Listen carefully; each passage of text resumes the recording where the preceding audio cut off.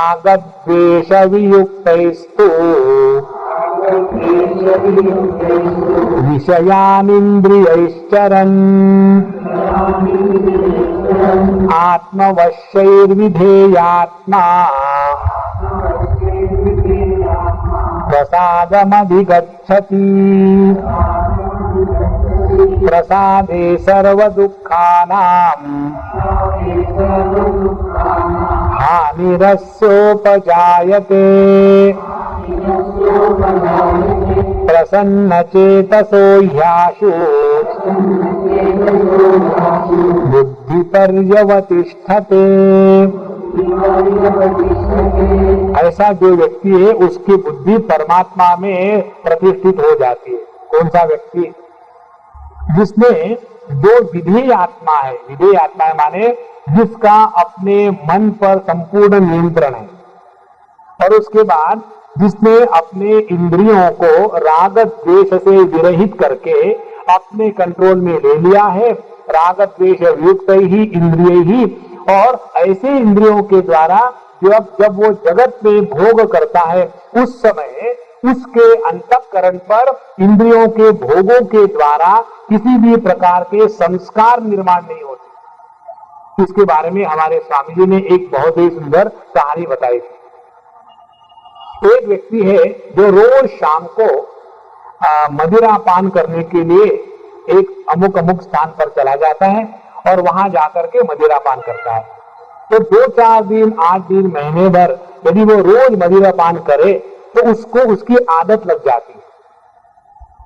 और दूसरा व्यक्ति है जो हॉस्पिटल में है और उसको मालूम नहीं डॉक्टर क्या दे रहे हैं, और डॉक्टर उसको रोज समझो एक पेग दवाई के रूप में बियर दे रहे हो या ब्रांडी दे रहे हो या विस्की दे रहे हो, मुझे मालूम नहीं क्या देते। मुझे आज तक किसी ने कोई दिया सिर्फ मुझे कूटे जा रिश्ते दिया है, इतना कड़वा है कि भगवान करे किसी को ना मिले। तो वो व्यक्ति जब उसी ब्रांडी इत्यादि को दवाई के रूप में लेता है तब उसको उसका एडिक्शन नहीं होता। उसी प्रकार से जब हम इस जगत में रहते हैं तो रहते समय ये ध्यान में रखें कि जिसके भी साथ रहना है, जिस भी पदार्थ का उपभोग करना है, उसका परिणाम अपने अंतःकरण पर हो रहा है कि नहीं, इसको ध्यान रखें। और क्या ध्यान रखें? जहां हमको लग रहा है कि भैया फंसने वाले हैं, अपने आप को सजग कर लो। और ये जो सजगता है, सावधानी है, इसी को कहते हैं आध्यात्मिक जीवन। इसीलिए राग द्वेष वियुक्तैस्तु विषयान इंद्रियैश्चरन् आत्मवश्य विषयात्मा प्रसादम अधिगच्छति। उसको प्रसाद मिलता है। हमारे जीवन में जो बुद्धि के नाश के कारण 8 के 8 कारण भगवान ने बता दिए। बुद्धि नाशाद प्रणश्यति। और जिसने अपने आप को इस नाश से बचाया है, उसके बाद 64वें श्लोक में भगवान कहते हैं राग द्वेष वियुक्तैस्तु विषयान इंद्रियैश्चरन् आत्मवश्यैर्विधेयात्मा प्रसादमधिगच्छति। विधेयात्मा प्रसादम अधिगच्छति। अधिगच्छति माने प्राप्त होता है। अधिगच्छति का अर्थ, दूसरा अर्थ ये भी है कि वो समझ लेता है। प्रसाद, उसको प्रसाद मिल जाता है। प्रसाद किसको कहते हैं? प्रसाद कहते हैं मन के प्रशांति को ही प्रसाद कहते हैं। किसको ये प्रसाद मिलता है? पहली बात, यहां इंद्रिय ही विषयानी चरण, जो अपने इंद्रियों के द्वारा इस जगत में व्यवहार कर रहा है। ऐसा नहीं कि जगत में जाना है तो मुझे स्त्रियों को देखना नहीं है तो आंखें बांध के रख ली, ईमानदारी बन गए। और मुझे उधर वो होर्डिंग देखने नहीं है तो होर्डिंग आया कि इधर कर लिया। इसको नहीं कहते। भगवान कहते हैं विषयान इंद्रियाश्चरन्, हमारे इंद्रिया इस जगत में कार्य कर रहे हैं, लेकिन कैसे है? राग द्वेष वियुक्त ही इंद्रिय ही। हमारे इंद्रियों में, हमारे मन में किसी भी प्रकार का राग द्वेष नहीं है। 3 स्थितियां होती हैं। जो विषयी कामी पुरुष है उनके मन में विषयों के प्रति राग होता है और विषयों से उपरत होने के प्रति द्वेष होता है। और जो साधक है उनके मन में विषयों के प्रति द्वेष होता है और उपरति के प्रति राग होता है। लेकिन जो समझदार व्यक्ति है वो ना तो विषयों के प्रति द्वेष रखता है ना तो उनके प्रति राग रखता है। कारण क्या? कि उसकी इंद्रिय अपने कंट्रोल में है। देखो,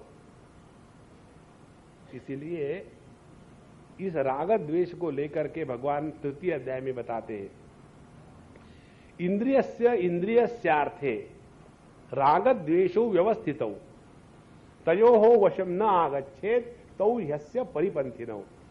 इस जगत में एक भी व्यक्ति ऐसा नहीं है कि जिसके अंतःकरण में किसी ना किसी वस्तु को, व्यक्ति को लेकर के राग द्वेष ना हो। अभी हम गए थे मिडिल ईस्ट, कहीं शायद कुवैत में या बहरीन में थे, और हमको ये 2 भगवान के अवतार बिल्कुल पसंद नहीं है। एक दक्षिण भारतीय अवतार इडली और दूसरा गुजराती अवतार ढोकला, बिल्कुल पसंद है। अच्छा, अब नहीं है तो नहीं है। और हम किसी के यहां खाने के लिए गए, उन्होंने इडली लिया है, तो मैं इडली से बात करने लग गया कि तू यहां भी पहुंच गई। तो हमारे मित्र ने बताया कि actually Swami ji doesn't like idli. तो हमारे होस्ट ने बताया नहीं नहीं नहीं, स्वामी जी हमेशा मजाक करते हैं, उनकी इडली अच्छी लगती है। राम राम राम। अब क्या करें? तो उस समय भगवान की याद आ जाती है, ब्रह्मार्पणम ब्रह्माभि ब्रह्माग्नौ ब्रह्मणाहुतम। तो इस जगत में हर चीज अपने कहने के अनुसार नहीं मिलती। ये स्वाभाविक है कि हमको, सबको कोई चीज अच्छी लगती है, कोई अच्छी नहीं लगती। लेकिन महत्व की बात क्या है? तयोः वशम न आगच्छेत, उसके वश में हमको नहीं जाना है। माने जहां हमने अपने इंद्रियों को राग द्वेष के वश में नहीं रखा, वहां इस जगत में इंद्रियों का विषयों के साथ संपर्क होते हुए भी हम पर उसका कोई भी प्रभाव नहीं होगा। इसको कहते हैं प्रसादम अधिगच्छति। उसके जीवन में प्रसाद प्राप्त हो गया। तो राग द्वेष ही विमुक्त ही और विषयानी इंद्रियैश्चरन्। और ऐसा व्यक्ति कौन हो सकता है? आत्मवश्य ही विधेय आत्मा, जिसने विधेय आत्मा का तात्पर्य, विधेय माने विधि निषेध, डूज एंड डोंट्स, क्या करना चाहिए क्या नहीं करना चाहिए। तो जब हमने अपने मन को ऐसा ट्रेन किया है कि जो हम चाहते हैं वही मन करे, जो हम नहीं चाहते हैं वो मन ना करे, ऐसा जिसका मन अपने पूर्ण नियंत्रण में आ गया है, उसको भगवान ने यहां विधेय आत्मा कहा है। हमारे दिल्ली के कार चलाने वालों के जैसा नहीं। उस दिन हम दिल्ली में थे तो हमारे सारे सज्जन भी बैठे हुए थे, और जो ड्राइव कर रहे थे, लाल बत्ती, पीली बत्ती, हरी बत्ती, कोई चक्कर धड़ाधड़ जा रहे थे। तो हमको दूसरे ने बताया कि स्वामी जी आप जरा इनको बताओ, देखो लाल बत्ती से जा रहे हैं। हमने कहा देखो, बत्ती ज्यादा समझदार है कि ये जरा समझदार है? ये जब देखते हैं निकल जा सकते, जाने दो। तो यदि हम अपने मन को नियंत्रण में रखें तो इस जगत में जैसे चलना है चलने दीजिए। किसी का तिरस्कार करने की जरूरत नहीं है, किसी को अच्छा बुरा करके अलग करने की जरूरत नहीं है। जरूरत है हमको अपने पर नियंत्रण है या नहीं। विधेय आत्मा। तो 2 बातें हो गई। जिसने अपने आप को इस प्रकार से नियंत्रित किया है, इस जगत में ही हमको रहना है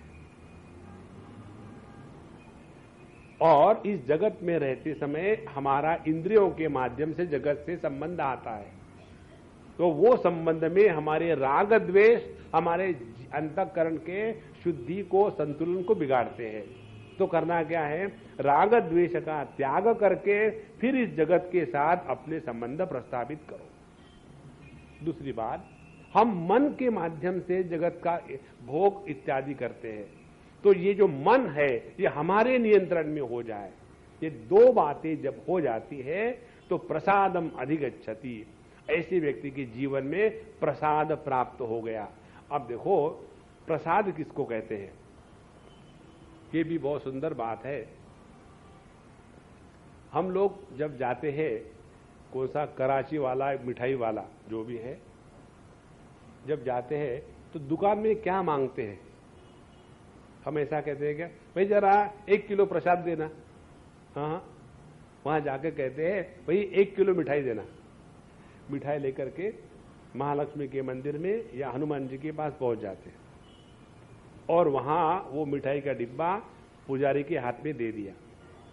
देने के बाद पुजारी जी उसमें से माल निकाल लेते हैं और 2 मूंगफली के दाने और 1 तुलसी पत्र रख देते, जाओ।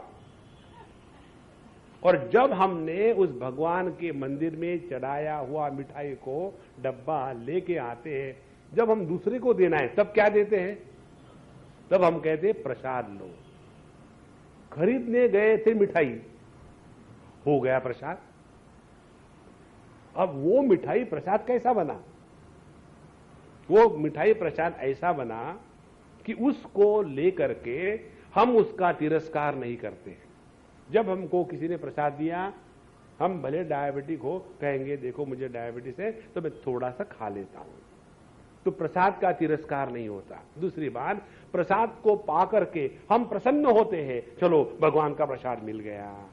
उसी प्रकार से प्रसादम अधिगच्छति, जो व्यक्ति अपने जीवन में जैसे भी प्रसंग आ जाए, अच्छे या बुरे, किसी भी हालत में अपने हृदय की प्रसन्नता को नष्ट नहीं करता, उसी को प्रसाद बुद्धि प्राप्त हो गई है। जिसको प्रसाद बुद्धि प्राप्त हो गई है उसके बुद्धि में डावाडोल कभी नहीं होता।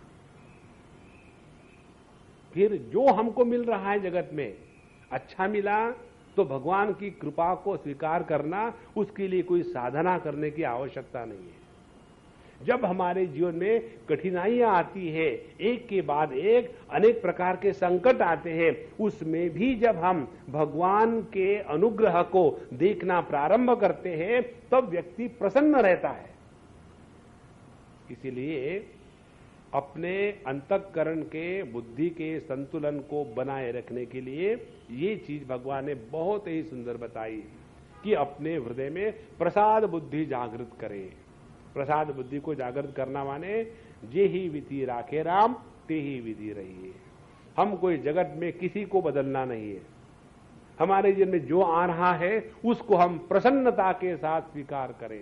देखो, एक तो है स्वीकार करो और दुखी हो, दूसरा है स्वीकार करो और दुखी मत हो। स्वीकार करना सामान्य है, हमको कोई चॉइस नहीं जगत में। तो यदि हमने स्वीकार करके प्रसन्न रहने का व्रत ले लिया है तो हमारी बुद्धि कभी भी डावाडोल नहीं होगी और ऐसा ही व्यक्ति प्रभु को प्राप्त कर सकता है। इस प्रकार से आत्मवश्येर विधेयात्मा प्रसादम अधिगच्छति।